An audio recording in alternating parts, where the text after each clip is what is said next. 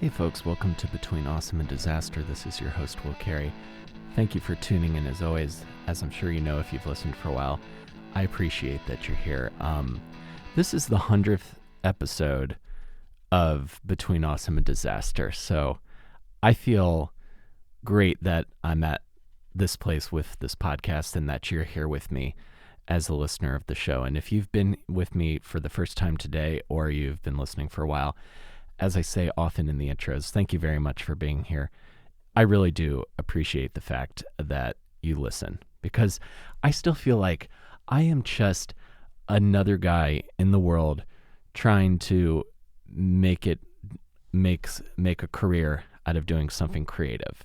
And it took a while to hit 100 episodes of this show. It took a little bit longer than should have. I've been doing this since early 2016 is when I started doing this podcast, and my life was in a very different place. When I started the show, I would record in my old apartment in off the 7 train in Queens, and I would, have to hunt for the best room in the house to keep from getting radio interference from the firehouse that was on the block up from my apartment. And I was figuring out how to use my equipment and how to edit audio as I went along. And I'd have interruptions like roommates coming in and out. And I would feel great if I got an episode that got listens into the double digits. And I was interviewing friends and just trying to find somebody who was interested in what I was doing. And at episode 100 now, I'm at a place where I have some confidence in both my production knowledge, as well as I have this growing catalog of interviews that I've done with folks that I'm really proud of. And I've got to thank all of my friends in the New York City comedy community for taking time out of their lives to come and talk with me, even if we were close friends, and even the people I don't know super well in person. It really meant a lot, because them taking the time to do that was a part of my learning process. And I got to thank people like Schaefer the Dark Lord and MC Lars and Kevin Allison from the State, comedian Tom Rhodes, people I'm massive fans of, who shouldn't have to take the time out of their busy days to talk to someone like me who isn't famous. But the fact that they did that meant a lot to me, and I really appreciate the time that everyone who's been on this show has given to me. And I thank you guys again for listening. Because we're doing the 100th episode, I want to tell you guys about something that I'm going to be starting as of this episode. I just finally signed up for Patreon because I know how the digital media landscape is in 2019 when I'm recording this. I don't want to hold my content hostage behind a paywall, and I'm not at a place where I'm advertising, and I want to continue to keep this show available to anyone, because I sincerely think, outside of doing stand-up comedy, acting, auditioning for things, this show and this podcast has brought me the greatest creative fulfillment, the greatest emotional fulfillment, and the most success that I've had as a creative person, even back to when I was just figuring out that this is what I wanted to do, and when I was doing plays in high school. So I've got a Patreon. It's patreon.com/awesomedisaster. If you can or are able to sign up to contribute on that platform, you'll have access to bonus content that I don't post anywhere else on social media or on this podcast. That stuff is specifically if you want to support me financially. And I understand you may not be be able to or be interested, you just want to listen to this show, I appreciate that you're here. So that's why I don't want to put episodes of Between Awesome and Disaster behind the paywall. So even still, as I say every time, if you're able to share the Patreon link or share episodes of the show, that means means a big deal to someone like me who's doing most of this myself. You've heard me say on a couple of episodes, especially the one with Alex Von David, the voiceover director for the English version of Sword Art Online. Another big thank you to him because I love that show so much, and he put up with me saying, "Hey, could they adapt these books too?" Completely lost my train of thought, but. More or less. If you enjoy my show, I want it to still stay free and available. So keep listening. If you're able to contribute on Patreon, I will have bonus goodies for you. You can see what the tiers are. If anything strikes your fancy, I'd appreciate you signing up. So thank you guys again for being here for 100 episodes. And today's episode is actually I think the best guess I could have for the 100th episode of this show is the host of the podcast 100 Words or Less, and the frontman for the band Taken is Ray Harkins. Ray hosts is a podcast host, DIY music, independent culture kind of guy, and interestingly enough, we work for the same company. If you look at my Twitter, you'll see what my day job is, and you can hear the difference in the recording quality of this intro compared to my intros on episode 1 with David Lawson back to when I recorded that first episode.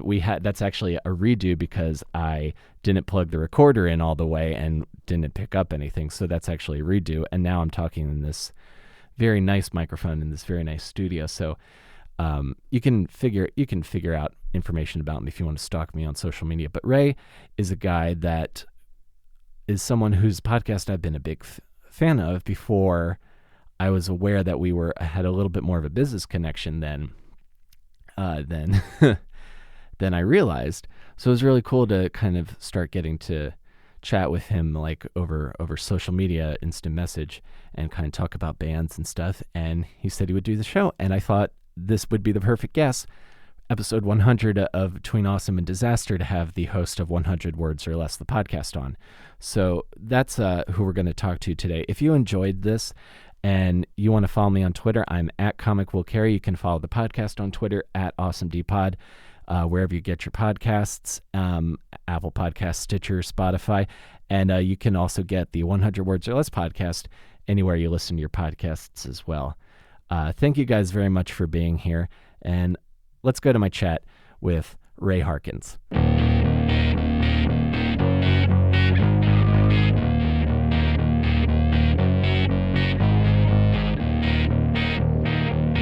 Yeah, buddy. Hey, Ray. Will, how are you? I'm doing great, man. How are you? Thank you so much for doing this. Oh, it's my absolute not pleasure. Why would I ever do a podcast? I hate this medium. Oh, wait, no, wrong. Sorry, that was the wrong interview.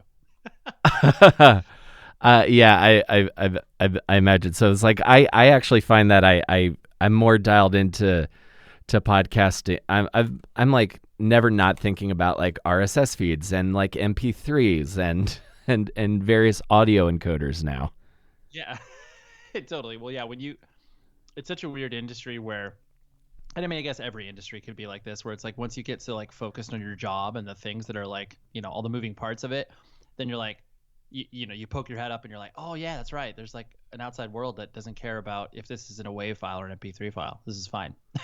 Yeah, exactly. That's my whole thing has been like I like going to WAV and then condensing down to MP3, but that's like the really like hardcore nerdy stuff that I can't imagine anyone else thinks of. But what I wanted to tell you is when I first started working at this job, when we were still in a WeWork in the New York office. Yep. I was like still learning the ropes, and they were showing me like, oh, here's this thing, and I was like going through all the shows we did, and I was like, wait, the 100 Words or Less podcast? You're like, wait a minute. I know that show. And then I was like, oh my, Oh my gosh, I was like, I really felt dialed into the industry when I realized that we are work for the same company, man. Oh yeah, no, it's yeah. When when you when there's something that you pay attention to that like gets validated by something else somewhere, you're kind of like, oh, cool. Like, so this is a legitimate thing that I'm listening to, as opposed to like, oh yeah, just my own secret. Oh yeah, 100%. Like just like little things like that. The fact that I can get like like certain emails returned is just really exciting because I became aware of your show, and I think I've told you this before Grace connected us over Slack, is that I had heard your episode of 100 Words or Less with Buddy from Census Fail, and I just thought that was like one of the I put that up in the my personal podcast Hall of Fame, up there with like when Todd Glass came out on WTF, and like when Obama did WTF. Most of my references are Mark Maron related. W Totally fair enough, fair enough. Yeah, but yeah, I understand what you're saying. No, I felt when Buddy approached me to kind of do this, I was, I was told. I mean, I was friends with him obviously before, but it was one of those things where I just felt like, dude, there's like millions of other places that you can like express this, but he obviously felt comfortable with me, and clearly we had enough time to be able to walk through all of it. But yeah, I just felt, and it definitely felt like a culmination in certain respects for the work that I put into it, where I was just like, oh yeah, if this is a space where people feel comfortable to like reveal that stuff, I've achieved some level of success in my own head, which that's yeah.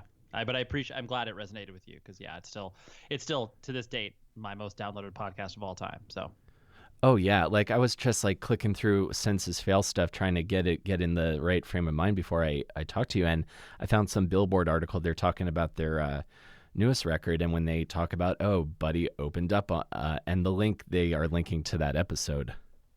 yeah, that's awesome. I didn't know that. It's great. Yeah, the hits still keep on coming. Evergreen conversations, always important.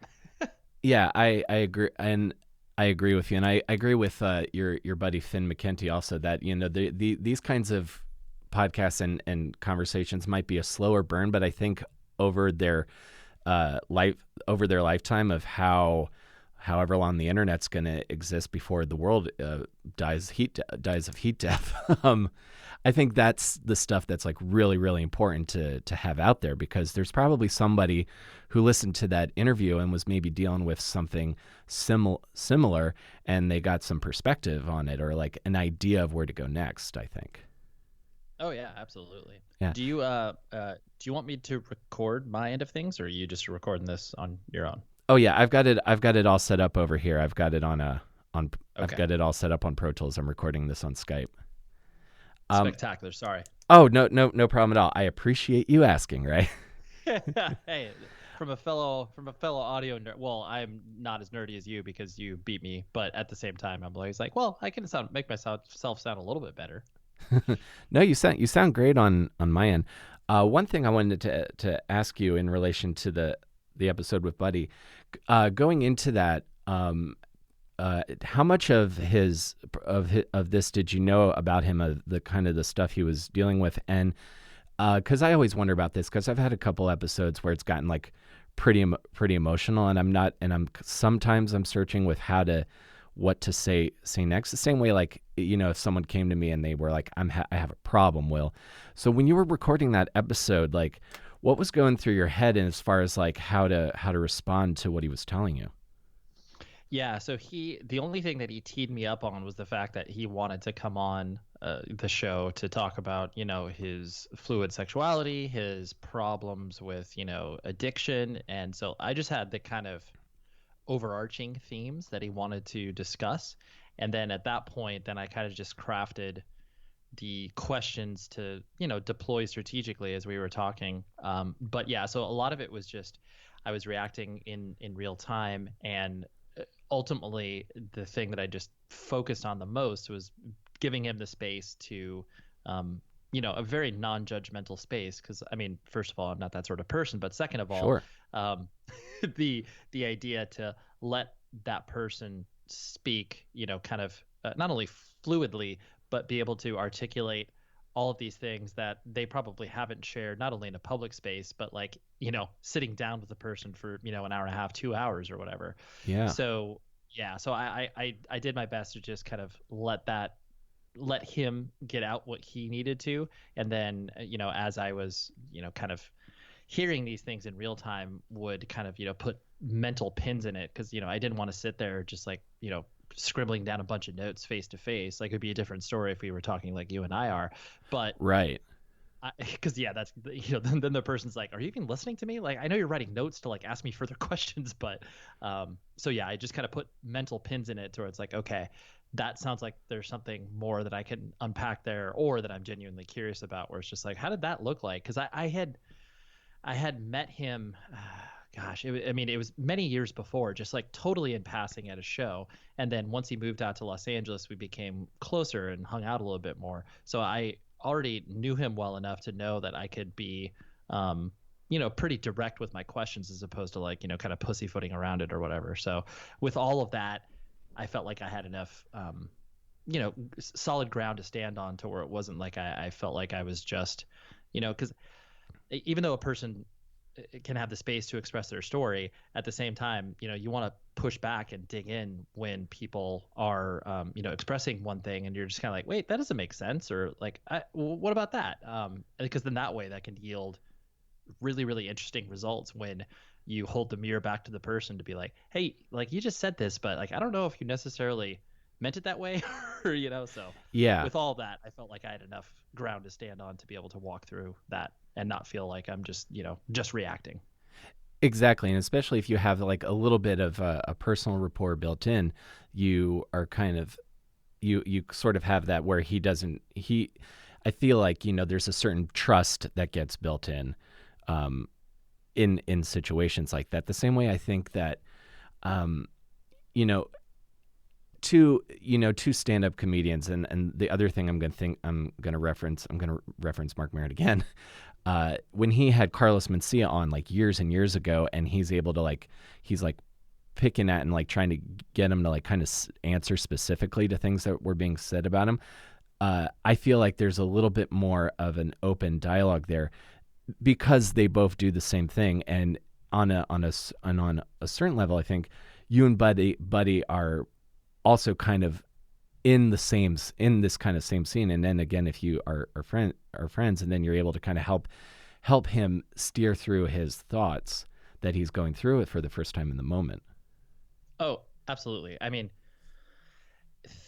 the shorthand knowledge that exists when people have experienced a DIY culture, like, punk, hardcore, indie rock, or whatever, or, independent comedy, independent wrestling, anybody that has like traveled and tried to get people to show up to a room.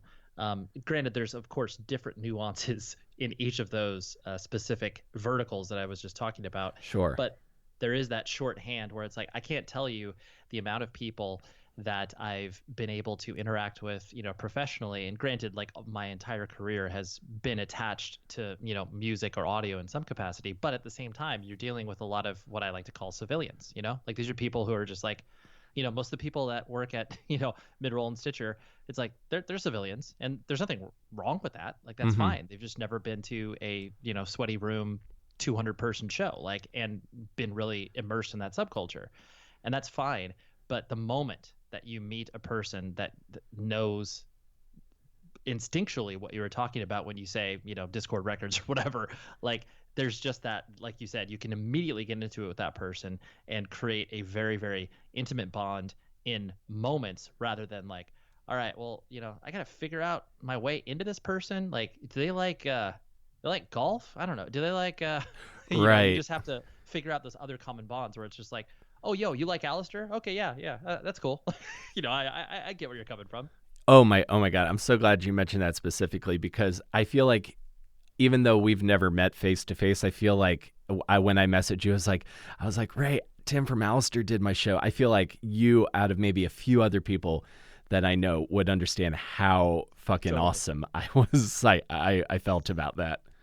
No, and it's those things where it's like you yourself, like you get excited about it, and it's like, like, do I actually like Alistair? No, I personally don't, but I recognize the importance of that band to a specific, not only type of person but subset of person, and their importance within the context of pop punk and drive through records. Like, I get all of it, and so it's like I get why it is important, why it was important to you. And like I specifically mentioned that there because I know you were excited about it. So yeah, I just love that commonality that you can put two people who had been not linked by anything besides these common experiences of, seeing bands play in a room, and then immediately become best friends with them like 10 minutes later, and just have that shorthand knowledge. And so, like you said, having the ability to exist in these systems and these universes makes it easier for people to relate and kind of have that common bond, where it's just like, oh yeah, what it's like to play in front of 4 people, like, and it's like, hey, what it's like to like bomb on stage. And it's like, yeah, I remember, like, I've never done stand-up comedy, but I definitely remember when the guitarist in my band broke a string and we didn't have a backup guitar, and I had to like chop it up for 5 minutes and was failing miserably. Like, it probably feels the same way. Oh my, oh my God! You've said a couple of things that have just given me like such just like PTSD sweat. Just that anxiety. Yeah. Well, just the first thing is the anxiety of trying to get people to show up in a room. Like that's sort of stress of like. And I feel like comedy is similar to DIY punk culture in a lot of respects, because that sort of stress of like, oh, we have a $200 guarantee on this bar show in rural Minnesota. Am I going to look like an asshole to the owner of this place? Yeah. Oh, totally. It's it really is that live communal experience, like I said. And that's why those are really, wrestling, comedy, and music have similarities. Like, once I started to become more immersed in each of those, as far as just like my knowledge and my fandom, and then seeing the parallels between all of that, where it's just like, oh yeah, like the commonality between all of those is getting people to show up at a place and asking them to pay money for it and have some intrinsic value attached to it.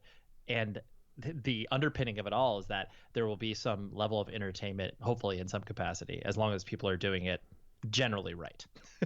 Yeah, absolutely. And I really related to something like you when you bring up wrestling, that because wrestling has done something that I think like punk and like metal and like hardcore culture should start doing. And I saw it on your Twitter account before I started calling you, is doing more podcast stuff, because I feel like pro wrestling figured out, hey, a good portion of pro wrestling outside of the actual wrestling match is talking shit on a microphone, and podcasting is a great way to do that without having to get hit in the head with a chair.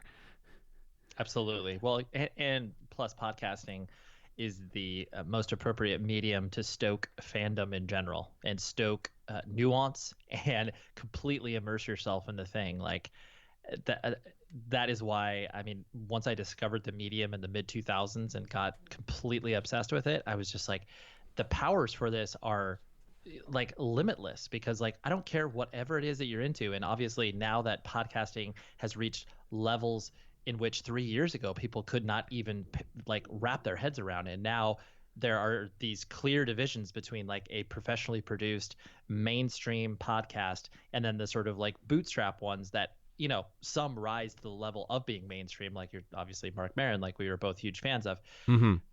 But there are, whatever it is you're interested in, you will find a podcast that completely scratches your itch and is like, oh my gosh, this is like, I can't even stamp collecting. Like, I love it. There's like 4 podcasts I can listen to about it, and you sample them all, and then you find your favorite one, and you're off and running. Basically, like, I've just typed dentist into Stitcher, and there's just all of these podcasts hosted by dentists talking about being a dentist to dentists. It makes me laugh so much. So, totally. I mean, like my stepdad, he's a veterinarian, and there's been some veterinarian podcasts I've seen out in the world, but I'm just like, man, we just need, like, it's not like he's some incredibly compelling person from a entertainer perspective, because he's a very quiet dude. So I can Mm-hmm. easily understand why he has rebuffed my idea of like, dude, let's get you on a mic and let's do a podcast about vet work or whatever. But Right. yeah, I just love that idea that whatever you're obsessed about, you can get into it. And it's like, like Legos. Like my son is 8 years old, loves Mm-hmm. Legos. I love Legos. We find podcasts about Legos and we listen to them. We're just like, this is great. It's so cool. Oh yeah, the absolute freedom to be and talk about whatever you want is what I love about this medium so much. So you discovered podcasting in early 2000s with what was the show that really blew your mind when you first started listening to podcasts?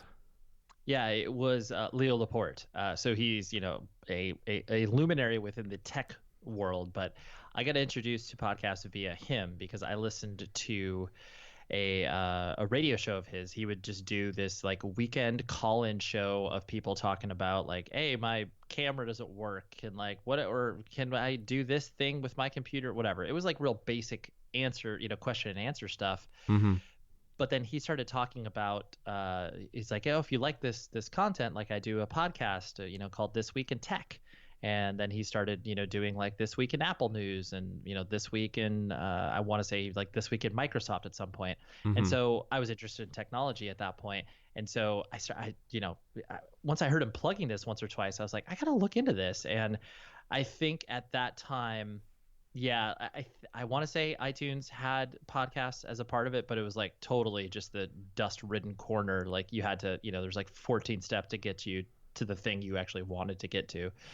And so, yeah, Yeah. just started downloading them to my computer, and then, manually put them on my iPod, and I was off and running. And then once, because that was probably like 2000, I want to say 2005-ish or so. Mm-hmm. And then at that point, I mean, obviously the medium was in its absolute infancy, Yeah. but Yeah. then I started to see comedians utilizing it for, their own selfish purposes of promoting shows, and obviously Mm-hmm. having the sort of chat-based stuff. So that's when, and to your point, or to your fandom, like that's when Marin came into my life, and I was like, oh wow, this is great. So but yeah, Leo Laporte, I give him all the credit for introducing me to podcasts in general.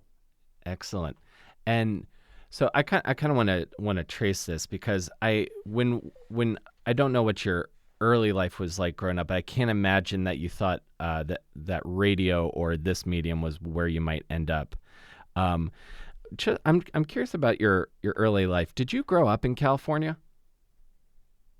No, I grew up. Well, I mean, a simple answer is yes, because I was born in Las Vegas, moved out to Southern California when I was about 7, Uh huh. and but most of my formative years were all in Southern California, and specifically Orange County. I didn't move out until basically I went to college 1 year in San Diego, so that was my first time living on my own. Mm-hmm. But and then I've basically bounced around the Orange County area from like Huntington Beach to Long Beach, but it's all been based around Orange County.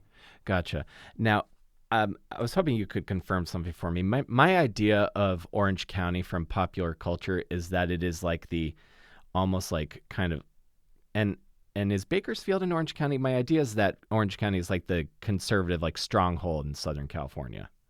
It's well, at one point, yes, you would be correct in that statement. So Bakersfield is about 2.5 hours north of me. It's about an hour, hour and some change outside, like north of Los Angeles as well. Bakersfield is kind of the start of what you would call the Central Valley of California, Mm-hmm. um, which Bakersfield, like it's just not a very cool town.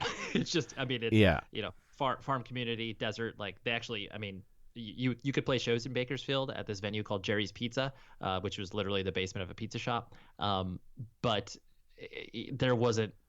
It wasn't a bastion of culture where it's just like, oh, dude, like because Korn came from Bakersfield, and Right. they immediately got out once they realized that there was more to the world than Bakersfield. But Orange County in particular, there's a lot of, because basically it's just one giant suburb, and Yeah. it's very wealthy. It is very, it has been conservative for a very long time, but only recently, this past midterm election, stuff has definitely started to shift, and a lot of people who had been, you know, members of Congress and for the House of Representatives, like they had been Republican for 20 or 30 years, and they just recently made a shift. So there is a lot of old people and mixed with sort of younger people and younger families that are existing here. So the makeup is kind of changing, but a lot of the reality shows that you saw maybe in the early 2000s from like the OC and the Hills and all that other stuff, like Mm-hmm. there's some truth to that, and the Real Housewives, cliques and stuff like that. Like that all exists, and there's just a ton of money. But at the same time, there's also a lot of opportunities for younger people to kind of, get their foothold and be like, oh yeah, I'm gonna, live in an apartment and kind of, figure out working for this large financial institution or whatever. So it's an interesting mixture. Gotcha. Yeah, my idea of what was other than because I've my because California, like the suburban parts of California, like trigger like the inner pop punk kid that loved all those "Get Out of This Town" kind of songs. Um, sort of gives me that sort of suburban anxiety, and that's why whenever I visit my parents, I tend to only be able to handle it for like a couple of days at a time. But places like that, and this is a theory that I test against everyone I know who's involved in punk culture in some way, is that places like that, I think, are kind of like fertile grounds for activity. Even though if there's that only the one venue, I feel like places like that where you kind of are developing your own culture and entertainment, I think allow cool scenes like that to kind of thrive. Absolutely. I mean, I feel so lucky and grateful to be raised in Southern California just because I mean, Orange County in general has had a very, very vibrant and fluid music scene for many, many years. And Mm-hmm. there has been never a shortage of options as far as like, yes, there's been shifting options over time, but in regards to like all ages venues and like the existence of, subcultures as far as like, because I mean, you can completely link, skateboarding, surf culture, all to Southern California. Like, I mean, it's the birthplace of both of those subcultures. Well, not even subcultures because they're clearly mainstream now, but both of Right. those cultures, and to have them directly attached to music as well. It's like all of this stuff was ping ponging back and forth with one another, since the early 80s, and to allow it to incubate to the point of where it's like, in the early 90s is when I was in, whatever, 11, 12, 13 years old,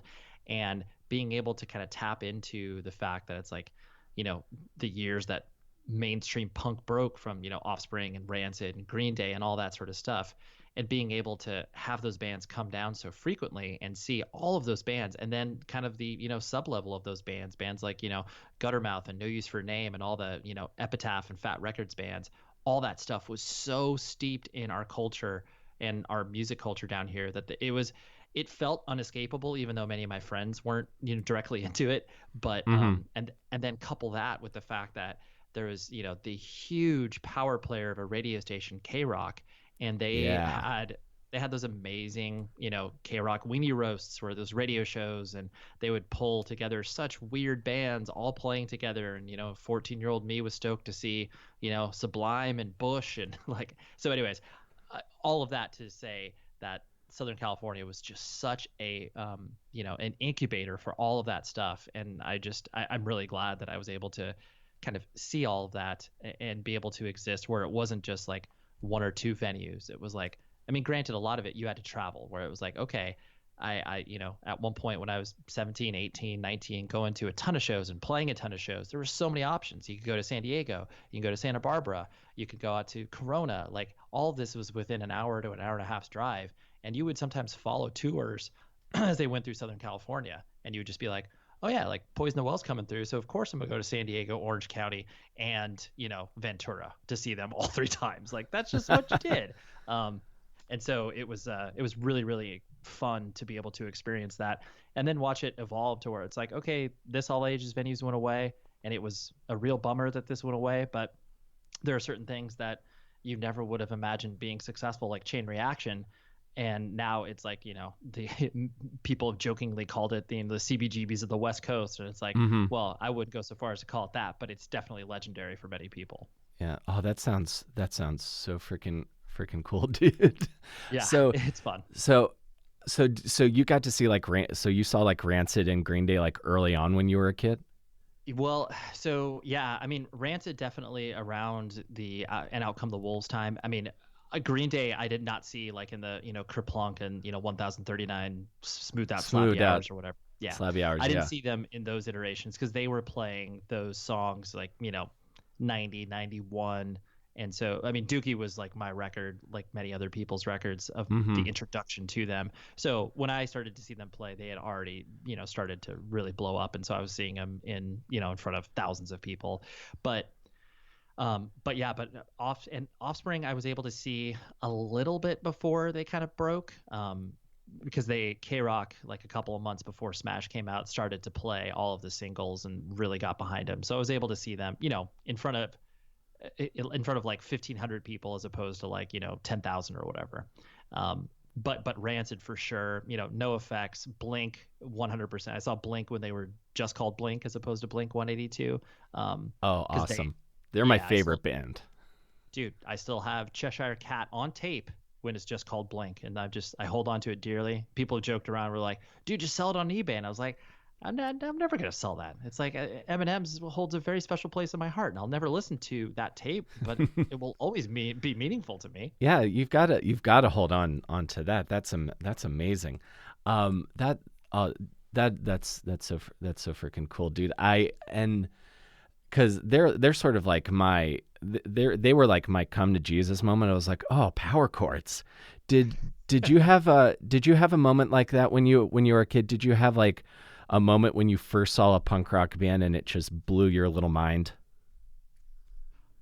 Yeah, for sure. I mean, around that same time too was obviously when grunge was happening. So Mm-hmm. being both of and plus, like I love that time in your life where you are consuming music devoid of context. You were just really reacting to stuff, whether you like it or you don't, as opposed to, oh, I'm listening to this because this band thanked this band in a thank you list or whatever, and like, oh, Mm-hmm. this is where this band sits in the scene and stuff like that. So I love the visceral reaction. So to say that there was like one definitive band that kind of cracked my head open, it probably, I mean, Rage Against the Machine really, really made me focus. By that time, I had, already been pretty pot committed on music and was trying to shove as much of it in my head as possible. Mm-hmm. But MTV had a music program called 120 Minutes. Yep, I remember And it. of course. And so I saw the Killing in the Name of video. And not only was it unlocking kind of a more aggressive style of music that I was like, dude, this is not played on your average, normal prime time, MTV program. But it also opened my eyes up to my singular experience of a privileged white suburban boy was not what everybody else was experiencing. And to have that kind of reflected on me, I was Mm-hmm. like, oh my God, oh, not everybody has the same experience as me. And, when you have that shared to you at 11, 12, or 13 years old, like it is profoundly impactful. And so Yeah. I think I use that as a real kind of turning point for me to understand contextually what this band was trying to say and trying to get across, and like how it directly applied to my life beyond just being like, oh, like that band's good, and like, I like this record or I like this song or whatever. This like impacted me on a real, a more deeper level than just kind of the surface. Yeah, yeah, that's an important moment to have the not everybody lives like I do moment, and that is the band to give you that in the '90s especially. Okay, okay, so you're just shoving music, so you're shoving music into your head in this fertile, like, amazing time in Southern California, punk rock. When is the time when you decide you're going to be in a band? When does that happen? So that happens in high school where, because by that time I was completely immersed in the sort of, pop punk Epitaph Fat record scene. Like I had, kind of filtered through all of those bands and really liked all those bands. And then I started to kind of put more building blocks on there in regards to getting into like Revelation Records and Victory Records and starting to understand like the more aggressive side of things. Like I had already been kind of keyed into, like Subhumans and Dead Kennedys and like a lot of that, classic punk stuff that was, clearly not as saccharine as, Descendants and stuff like that. Mm-hmm. But it was definitely, the addition of Victory and Revelation. It started to, flip my switch on being interested in more aggressive stuff, specifically Victory. Victory was just a huge label for me from, Earth Crisis, Strife, Snapcase, Guilt, Dead Guy. I could go on and on. But those, early compilations they put together called Victory Style started to kind of key into the fact that I was like, okay, like more aggressive music is kind of where I'm feeling myself. And the only reason that I had any sort of, I wouldn't even say a desire to start a band, because like I had messed around with a friend in like 8th grade where I bought a drum set and he had guitars and we were just doing horrible covers like you do when you're in 8th grade. Right. And then it wasn't until high school, my freshman year, where I put together a band called Doom Society, which you can automatically imagine what we sound like. Mm-hmm. I'm picturing the whole thing. It's perfect. And you can also imagine what our demo cover art looks like, just nuclear waste and like, yeah, just like the most horrible combination of like, punk and hardcore you can imagine. That's what we sounded like. Yeah. Did you do the cutout newsprint letters? We did not, but because it was a hand-drawn cover. But like if I had the knowledge of that in my head, I probably would have done it like that too. Right. Yeah, no, Victory, that makes total sense. Because this shows how much of a poser I am. To me, when you tell me Victory Records, I think Hawthorne Heights. Oh, of course. Well, because that I mean, I'm 38, you are younger than me, and ostensibly that is your touch point to Victory. You're just like, oh yeah, like Taking Back Sunday and all that stuff, because like Victory obviously reinvented themselves many, many times over as they, the label kind of progressed. But yeah, Victory was huge for me. And so the only reason that I kind of like wanted to play in a band was because I had some time to kill between basketball practice and the end of school. So a kid that I met in my freshman year, he had a house that was, because I went to school not close to where I lived, like maybe about 25 minutes away to like a private Lutheran high school. And so I couldn't just pop home and pop back because I would be late for everything. So I would end up going over to his house. He was a killer drummer. Like he, got super into Metallica and Slayer and Sepultura at an early age. And so he was just like, his chops were unbelievable. So I was like, okay, clearly I'm not going to play drums in this thing. And when my friend plays guitar, we could probably find a bassist. I was like, the only thing left for me to do would be like scream into a microphone. And that's exactly what I did, where I was just like, oh yeah. So it just started up with us dicking around, and then we kind of put together a band, and then, played like, a handful of shows, like played Chain Reaction before it was called Chain Reaction. It was actually called Public Storage, which is so funny because clearly there's a chain of storage units called Public Storage. Right, like, right. Did you guys not understand that you can't name yourself after an existing business? But that's neither here nor there. Yeah, I'm sure there's a dance band called Microsoft somewhere that just doesn't get it either.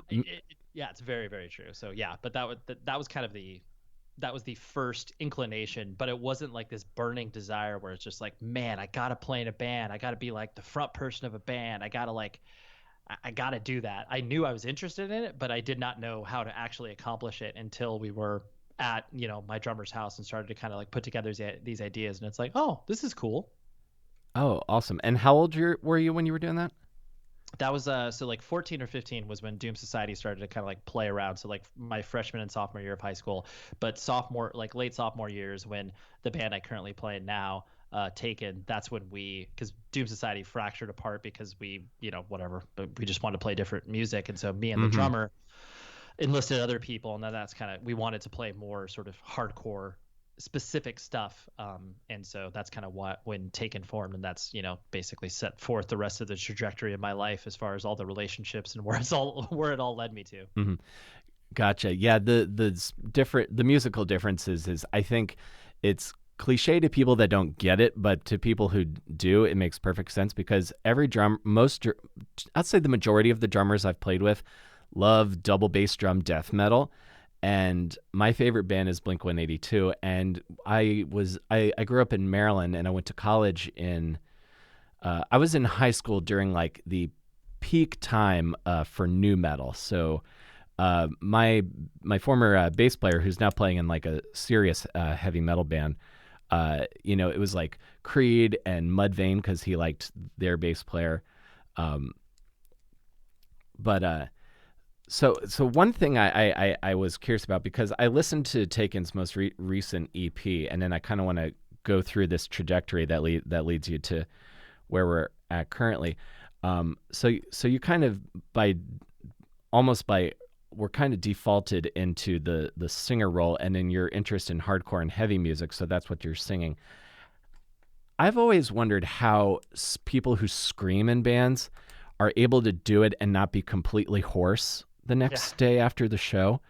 Yep. So did you like teach yourself to sing and scream correctly, or what was your process of like growing as a singer?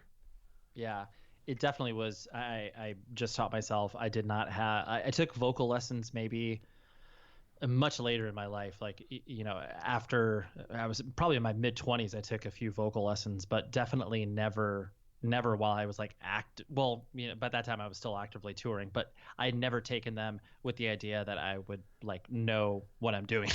So right. It was a lot of just trial and error. I knew the sort of basic principles of singing because I like sang in choir and like, junior high or whatever, as far as like, singing from the diaphragm and like, being able to project.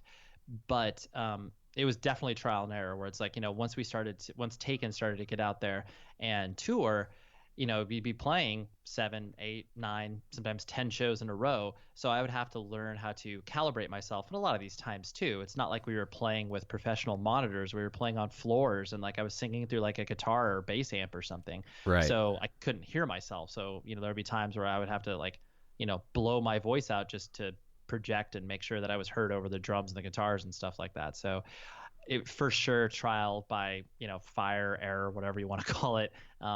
Into the point where it was like, I want to say it was probably 2001 or so, after we had done, our fair share of touring, is when I started to be able to feel like I could actually have control over it, as opposed to I just felt like I was kind of, flying by the seat of my pants. And when I say control over it, I mean like the durability of it more than anything else, because, I have registers that I can scream in. Obviously you don't hit notes when you scream.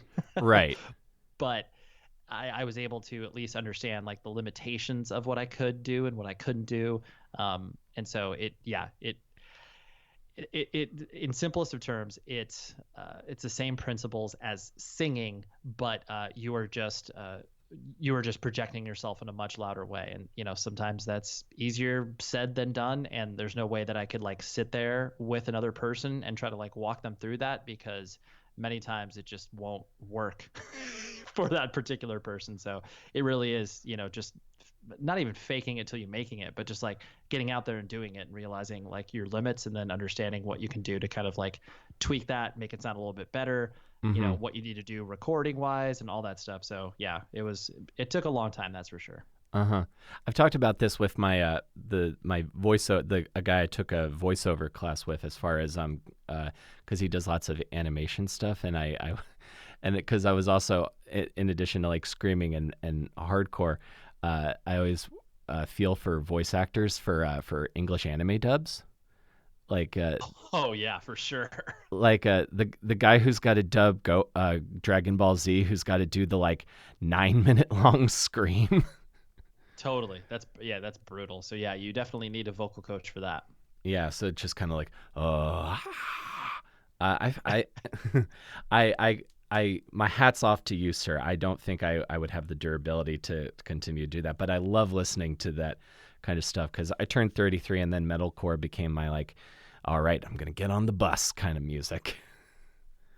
Yeah, no, it's yeah, obviously I understand it's an acquired taste. It's not for everybody. And like, mostly, I mean, most people that I interact with today and understand that like I play in a band, and the moment that I show them a clip of it, or a snippet of a song, it's just like, what the hell is that? That's you? And I'm like, I know, it doesn't make any sense, because like you just know me as this one person.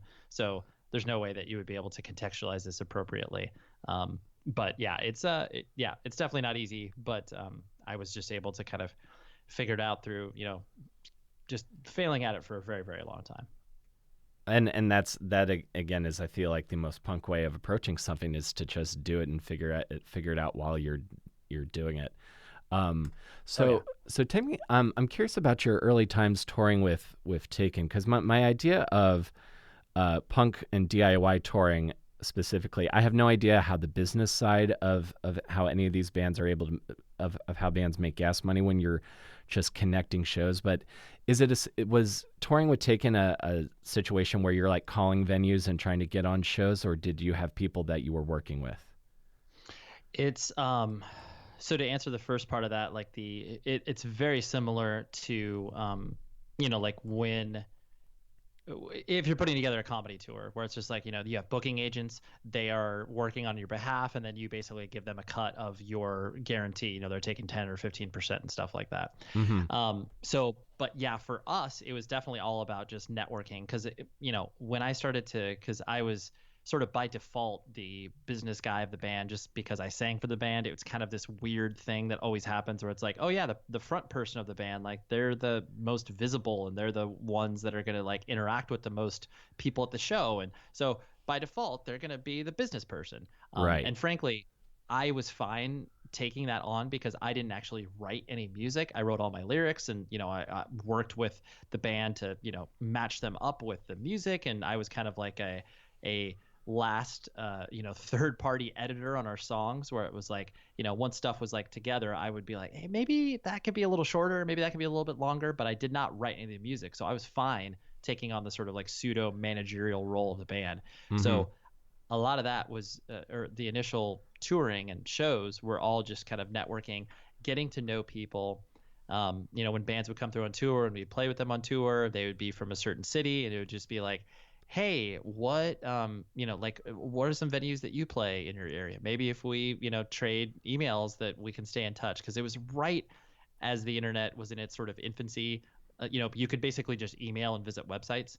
And so message board culture was kind of a thing then too. Mm-hmm. And I know it still is a thing, but it was obviously much different then than it was now.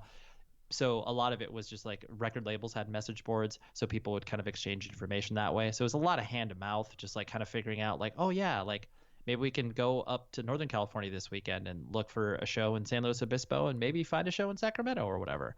But then as we started to, as I started to get more ambitious on like, okay, now that like we had a record deal, and I use that in very loose air quote terms, like it was a real record label and we got paid money, but it was definitely on a very, small DIY label from Canada that did amazing things for us. But it wasn't like, hey, here's a $40,000 advance, like you guys can buy a van. And it was like, okay, cool. How much is your recording? All right, cool. We'll pay for that. And I'll also manufacture the CDs and I'll do some promotion for you, which was like, we were over the moon about, but right. But it's different like, from being on Capitol or something like that. Completely. Yeah. And there wasn't like this infrastructure that we could immediately plug into where it's like, okay, cool, we got you a booking agent. And like, people were helping us more and you're adding more people to the quote unquote team, but it was still a lot of hand to mouth. And so, yeah, it was networking. We eventually got to the point where there was a booking agent that he didn't officially book us, but he got us on a ton of tours and was putting a bunch of stuff together for us. And then other people who were just kind enough to like reach out to us and be like, hey, I'm putting in this tour. I think you guys would be a perfect fit for it. Do you want to do this? Yeah, absolutely. So yeah, it was a lot of pulling from a lot of different sources, but through that we were able to foster a lot of these amazing relationships because we were the touch points for everything. We were the ones who were dealing with these people. So when we'd show up to a place, it was like, oh, Aaron from Indiana, like, dude, thank you so much for doing the show. Like, we've been talking for like months and now we're friends in real life. And like, thank you for doing the show and thank you for paying us $250. This is incredible. So I wouldn't trade any of that difficult experience for something that may have been a little bit easier when you had a booking agent. You were a few people removed from it. Oh yeah, absolutely. I relate to that very much because the place I'm at in my comedy career right now is that it's where in New York or nearby can I get to, where can I set up a place for that I don't have to spend several $100s renting out, and then going back to the thing, how do I get people in the room? So Totally. Yeah. Yeah. And then when did you start touring Japan? You told me that your most recent tour in Japan was like your 7th or 11th time over there. Yeah, dude, it's wild. So Taken, technically, we broke up in about 2004. Mm-hmm. We had released 2 EPs and a full length, and things were going well. But then real life started to pull people in different directions. We essentially disbanded, and then at that point, I really didn't want to stop playing in a band, and so I shifted to another band where I played in called Mikoto. I Mm-hmm. sang for that band from the moment that we put our songs online. We put like 3 songs online. I had like 4 or 5 record labels from Japan hitting me up wanting to release our demo. And I had always heard anecdotally in the past about Taken that we had quote unquote done well in Japan, which I was always like, I don't even know what that means. Like if we sold 2 records in Japan, amazing success. Like there was no no concept of what that means. And so then I was able to kind of like, all right, well, I'm going to take these opportunities as they come. So like, let's figure this out. Worked with a label that released the Mikoto demo over there. He was like, I would love to have you guys over here for tour. And I'm just like, what the hell world am I living in? This is crazy, but okay. It's a demo. Like, do you understand that we don't even have a full set and you're bringing us over there? So we had 5 songs and that was it. But anyways, went over there for the first time. The shows were unbelievable.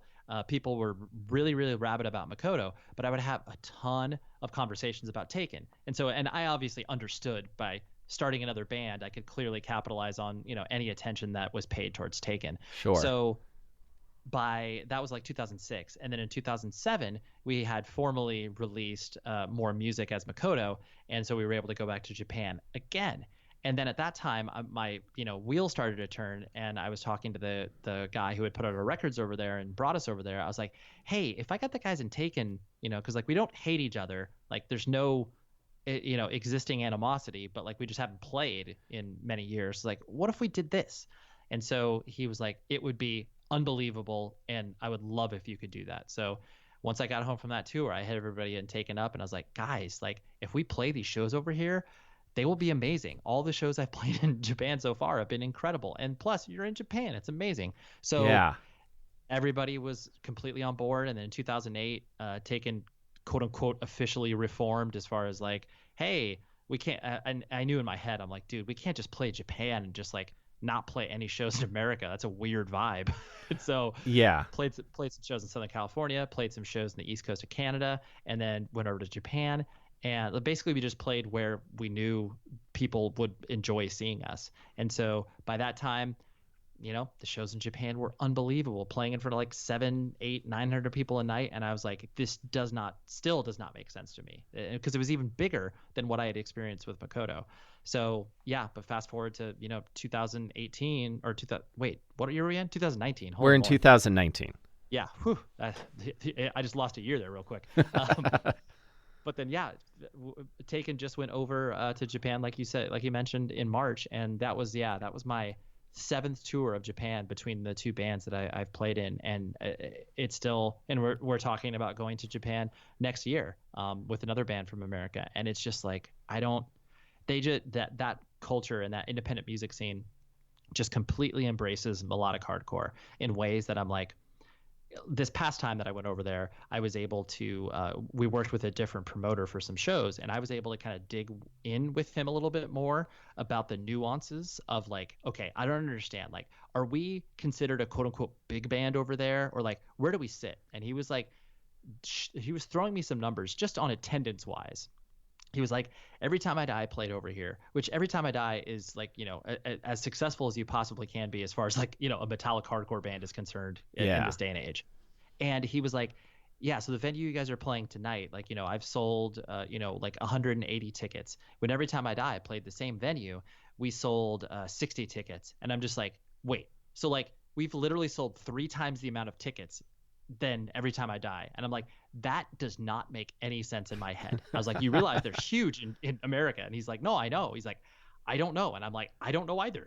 None of this makes sense to me. So anyways, but that's the saga of Japan, where it's just like, they welcome us with open arms, and I will never, ever turn down that welcome, because it's just, it's such an amazing and it's not even so much about the size of the shows, like, because I really want to make sure that it's not just like this super ego gratification of like, oh, dude, look how cool I am going to Japan. It's like the experience in playing shows over there is so not only immediate and visceral as far as the way that the crowds react to Mm-hmm. shows over there, but it's like, when was the last time that you personally have ever seen somebody like thank a band for playing a show, and not just like thanking a band for being like, oh, it's like, oh, whatever, like, nice to meet you, like, thanks for playing or whatever, but like people like are coming up to you and just like, thank you for coming over here. And yes, of course, like there is flights and there's a lot of travel that is going into it, so people recognize that, but it's just like, dude, do you think a person from Southern California would ever thank a band from New York for like, oh, thank you so much for coming out here? It's just Right. expected. And so that at the core of that, just the passion of the audience and the genuine thankfulness that people have for shows that exist over there. I'm just like, oh God, just tap it right into my veins and let that run through for the rest of my life. Yeah. Oh my God. 100%. Like I just started playing bass in a band again, and my entire dream would be to get to that level in Japan. So and if you're going back next year, if you need like a roadie or something, Yeah, message just me. something, just right, just yeah, just tag along. Yeah, I can't tell that that may have been my 175th offer to do roadie or merch over there. So you unfortunately I have to met. get in line. Will, I apologize, but Oh, yes, but thank you for your services. oh, no worries at all. I love Japan. The both times I've been over there have just been some of my like favorite times I've ever spent living. And I don't know what it is either, but they seem to have, at least from an outside perspective, like a really fertile like rock and pop punk scene. Like there's this my latest obsession with Japanese bands. And thank you for turning me on to the band Fact. They are so good. Dude, right? I Yeah, that there's and that's the thing. To Sorry to interrupt your train of thought too, Oh, but it's all like good. the when anybody that's like ever attended shows or toured in some small capacity knows that, like, when you are going to play, and honestly you can easily compare it to comedians as well, where it's just like, typically speaking, like, the local opener might not be that hot, and like that's kind of what happens in America, where it's like, oh, you're on tour and like, oh cool, the first band out of five is playing, and oh Right. wow, like they barely practiced or whatever. But dude, Japan, like, get out, like, I don't care, like, you can not like the band stylistically, but you watch them and you're just like, holy crap, this band is unbelievable. And every single band I've ever played with over there is like the best at their craft, and it's so amazing. And like Fact, and like you could go down the list of all of the bands that have like come over here to, as far as like, US knowledge is concerned, and you're Mm-hmm. just like, oh, you're infinitely better than so many bands, just because it's like, a lot of people in Japan, they just take pride in their work. That's God. I kind of would feel like the same way as well. Like Tim was telling me that they're good friends with the band Eligard, and he says that like they sound exactly as they do on the record. They don't make mistakes ever. They are just tight, well cohesive band. And the band I was also going to mention. I'm obsessed with this. I guess you would call them like either post-hardcore or pop punk, but me and my friend Corey called them power emo. Okay. It's a band called the Winking Owl, and I describe them as Paramore with more interesting lead guitar. But Okay. just the stuff that they put together, like, and I have not listened to a single song of theirs I don't like, and it is not like derivative of anything I've ever heard before. It is just the coolest, most unique, freshest thing. Like talking about those moments when you're like having those like holy shit kind of moments when you're first like just throwing music into your head. That's what, and at this point in my life, that's what I'm getting from Japan's music scene. And the other thing I wanted to say is talking about that connection that you have with the audiences in Japan. That's the fucking dream, dude. That's like the dream of anyone who's ever wanted to be in the entertainment or business or show business in any capacity, is chasing moments like that. So that's amazing that you're able to do that. Yeah, no, it feels, and I agree with you, and I definitely, I think more so now this past time that I went over, just because it's like the last time that I had gone to Japan was I think 2012. So it had been some time, and to still like, and maybe I know that most people instinctually manage their expectations, where they are like you don't want to go into every situation being like, oh dude, this is gonna be the best thing ever, because you're gonna be horribly disappointed. But like Mm-hmm. I this time I really was just like, I don't know what to expect. If there is 50 people at the show, I am going to be just as happy as if there are 200 people at the show. And it was like, there, out of the 5 shows we played, like 3 of them were just those over the moon shows, and even the 2 that weren't were still just as incredibly passionate as far as the interaction. And I'm just like, man, you could have moved on by now. You could not care about us in any capacity. There's been a million bands that are doing similar stuff to what we do, and you could have easily moved on, but you haven't. And that is like, so that's like way more meaningful than if we were like an actual quote unquote real band that was like actively touring and like trying to make Mm-hmm. it. So it's like this, I'm like, yo, you like sweated this, you were like looking forward to this, and like, get out of here. I can't even believe it. Just, yeah, like you said, it's kind of the dream that you chase. And yeah, I'm just thankful that I've been able to tap into a little bit of that. Yeah, absolutely. Yeah, like, did you ever see the Anvil documentary about the heavy metal band Anvil? Oh, dude, so good. Love it. So good. And that moment when they're playing a 9 a.m. show on a festival in Japan, and the crowd hasn't forgotten, and they're all so excited to be there. And because you think 9 a.m.'s a crappy slot to have on a music festival, but that's the best slot over there. It's just, Totally. yeah, it's just so cool, and I love that you're getting to have those experiences now. And it's great that the band you're taken never like fell apart because of like typical rock star bullshit. It sounds like you had to make some like grown up choices at a certain point in your life, and then you're able to reconfigure, and now you're kind of able to have like the best of both worlds. It sounds like if you're touring, we work in this cool job, and you have a family.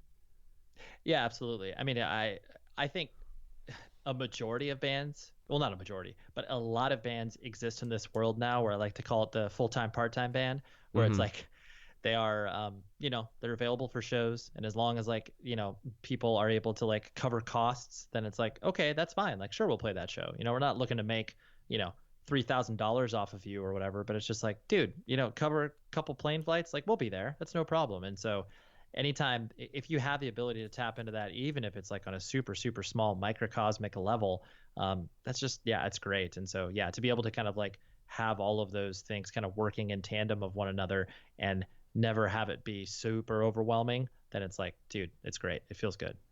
Oh yeah, absolutely. When I first started working here, and then I saw that you worked here, and that your and that your show is part of this, you became like my new, like, I'm gonna be the East Coast Ray Harkins That's so of awesome. Stitcher. Is kind of how is how I That's decided it. Um, that's good. that's great. That's great, man. One other thing I wanted to ask you a little bit about the genesis of the podcast before we get out here. Um, so how did the podcast come about? Yeah, so I had, if you go very, very, very far back in the 100 Words podcast feed, you'll notice something called First World Problems, and those are that's basically the kind of the first iteration of what I wanted to do from a podcast perspective. So, like I mentioned, with the inception of Leo Laporte and Mark Maron in my life, and podcasting in general, I just love, like, I completely credit in the same way that you credit Mark for putting you onto the idea of like what a compelling interview can be, and these sort of the chat based show. I was like, okay, music is completely absent from podcasting in general. Like, you have like All Songs Considered. This is, I'm talking like late 2000s, like there was nothing as far as like independent music chatter. And so Yeah. I was like, dude, I want something that is like that, but is not just like us talking about like, hey, this tour was announced this week. Cause like, it seems stupid. It just seemed really self-defeating. And so I was like, okay, I want let's have 2 of my friends, and then like maybe a guest can come on, and we can like review some records, like talk about what we've been listening to recently and kind of have a pseudo interview with this person. And so I did that. And then basically I did that for maybe about, I don't know, 20 to 25 episodes or so. And we kind of try to do them once a month. At that time, we had, like no skin in the game whatsoever. And we were just like having fun with the medium. And so as people started to kind of gravitate towards the show and were like, oh, like this was cool. And like, hey, like wow, I can't even believe 200 people downloaded this thing. This is ridiculous. Like, why is anybody listening? This is just me BSing with my friends for an hour and a half. And so as things started to progress and like I was doing all of the editing and, guest booking, and it just became so cumbersome to schedule 4 people, where it was like myself and then my 2 friends who I was doing the show with and then a guest. I was like, this is not sustainable in the long term. But I still love podcasts and I still want to do one. So then I went to my friends and I was like, by that time we hadn't published an episode in like 3 or 4 months. And so I was like, hey guys, would you be bummed if I just like did this on my own? Like I love you. It has nothing to do with you as an individual, but like, it was a hard conversation for me to have. And I was super nervous about it, but they both were just like, no, it's fine, dude. Totally. Yeah, go for it. Do your thing. And I was like, oh, okay, thanks. I guess that's what good friends are for. Yeah. But so by that time, then I just focused on the idea of like, okay, it'll be myself, one guest, I'll basically be the Mark Maron of independent music, as it were. Not limit myself to one genre of music or one person in a band, like, because I know my friend Shane Told does a podcast that is very similar to mine called Lead Singer Syndrome, and he only has lead singers on. And so, but I not only did I not want that sort of singular focus, but I wanted the ability to be able to pull in, frankly, some of my favorite conversations I've ever had are with people who I like to call secret punks. So yeah, I Roman Mars from 99% Invisible and Radiotopia, I've been obsessed with his show for a long time. And I had watched him do a couple of speaking engagements where he spoke about like Misfits, Black Flag, just like, some little breadcrumbs of like, okay, I think this dude knows what's up with punk. And so I approached him, just emailed him coldly. I don't know him at all. I was like, hey, like, would you be interested in talking about music for about an hour? And he was like, oh, I would love to, because most people obviously talk to him about either architecture or 99% Invisible, the podcast, Yeah. And so he was so excited to do it. And then like, a couple minutes into it, I realized his knowledge goes super deep. And like, he has built the whole Radiotopia, public radio thing that he is doing off of the idea of like Discord records. And like in the middle of the conversation, he was just like, you know what? Like, I haven't said this in a long time, but he's like, I'm straight edge. And I was just like, dude, that's great. I'm straight edge too. And like, just having like this public radio icon be like, oh yeah, I'm straight edge. I'm just like, come on, that's so cool. So anyways, I just wanted to kind of encapsulate all of these, the ability for me to have these conversations with a bunch of different people, as long as they've been, to tie back to our original point and discussion point of being in, small sweaty rooms together. It's like that experience is so valuable, and being able to show that connective tissue to be like,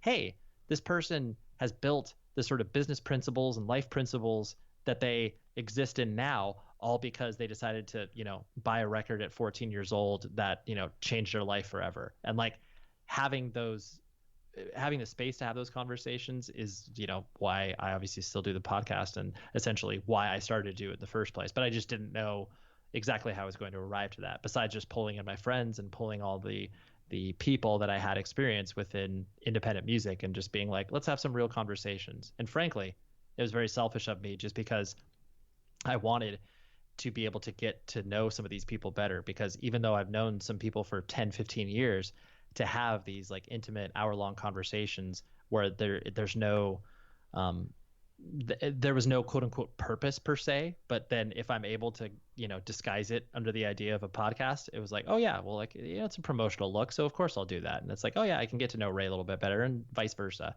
And so you combine all that, and then that's essentially why I still care so much about it. Yeah, I agree completely. That's why I love doing my show, because so often I don't think you have this kind of conversation anymore, really, in 2019. And I've had so many conversations with people that I've known for years, but I don't really know. And then I've gotten to get to know them better. And I feel like that's, again, I agree with you. I'm doing it for me, and then also being able to share it, and then also hear other people hear it and enjoy it. It makes me feel a little less alone in the world, which I really dig. And you're actually going to be my 100th episode, Ray. Yeah, dude, I love that. I love that those those random earmarkers that you have where it's just like, oh yeah, 100 feels good, or like, yeah, how about the 200th episode or whatever. So yeah, well, I feel privileged and honored. So thank you. Absolutely, man. And thank you so much for talking to me. I really appreciate it, Ray. No, it's my pleasure. I mean, you have two white dudes talking on a podcast. Like, isn't that what the whole podcasting medium is all about? I think that's how it started. I think that's going to start. That's starting to change soon, which I think is good. But I'll never not be excited to talk music with people that also like music. So. Exactly. Yeah. I'm with you, and I feel I feel lucky to be invited on your thing. So thank you. Thank you so much, Ray. And if Taken plays New York, I'll make sure to make it out so I can see you. We are trying to come in. We play a show this weekend, and I finally get all the band members in the room together. So we're trying to plan out our November, because we got an offer to play in Brooklyn, and so now I'm just trying to figure out the timing of it all. But by the end of the year, I might be able to cash you in on that. Awesome, sounds good. Thank you so much for talking to me, Ray. No problem, dude. Keep me posted. I most certainly will. You have a good one. All right, bye, Will. Bye.